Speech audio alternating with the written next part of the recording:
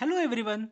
Do you know that our brain is an extremely powerful but at the same time a very flexible organ? Yes, you heard it right.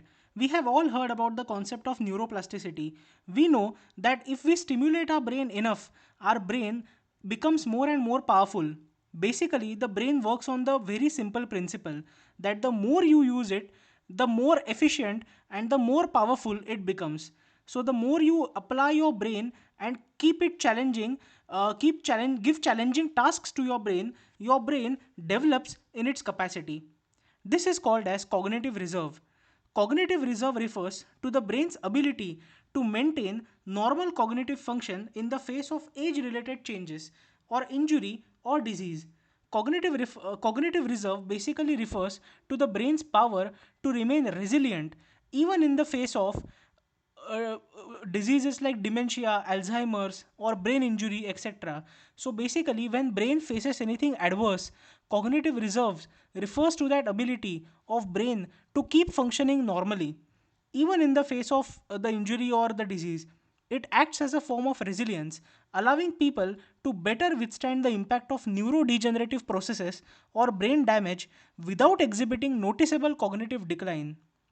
What is cognitive process? Cognitive process refers to all activities like thinking, feeling, imagination, problem solving, etc. How do we develop cognitive reserve? The first and most important aspect of cognitive reserve is education and intellectual stimulation. Higher levels of education and engaging in intellectually stimulating activities throughout life are associated with increased cognitive reserve. Continuous mental challenges like learning new skills or pursuing education contribute to cognitive resilience. The second aspect is occupational complexity. Engaging in complex and intellectually demanding occupations can contribute to cognitive reserve.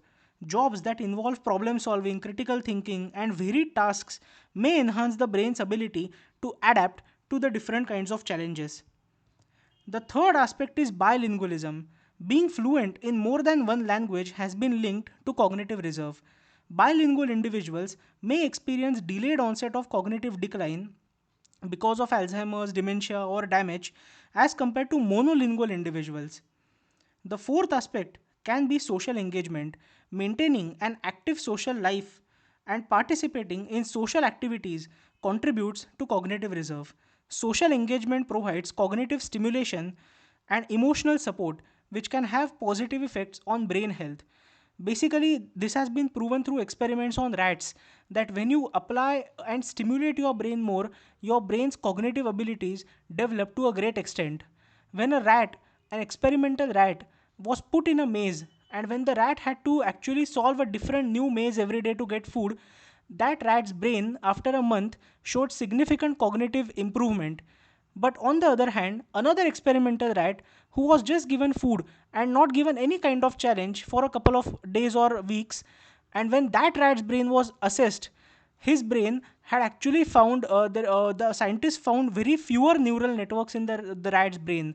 This proved that the more you challenge your brain, the more higher functions the brain will show.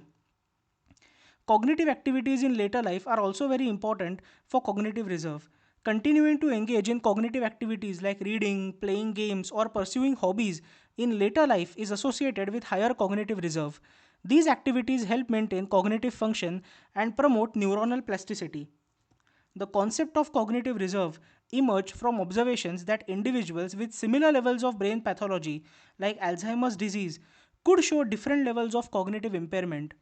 Some individuals with more cognitive reserve might remain asymptomatic or experience milder symptoms despite having brain changes associated with the disease. Cognitive reserve is not an infinite resource and it doesn't prevent the occurrence of neurodegenerative conditions. However, it may delay the onset of symptoms or allow individuals to function at a higher cognitive level despite the presence of brain damage. The study of cognitive reserve has implications for public health, emphasizing the importance of lifelong learning, intellectual engagement, and social participation in promoting cognitive health and potentially reducing the risk or impact of cognitive decline. Thank you so much for listening.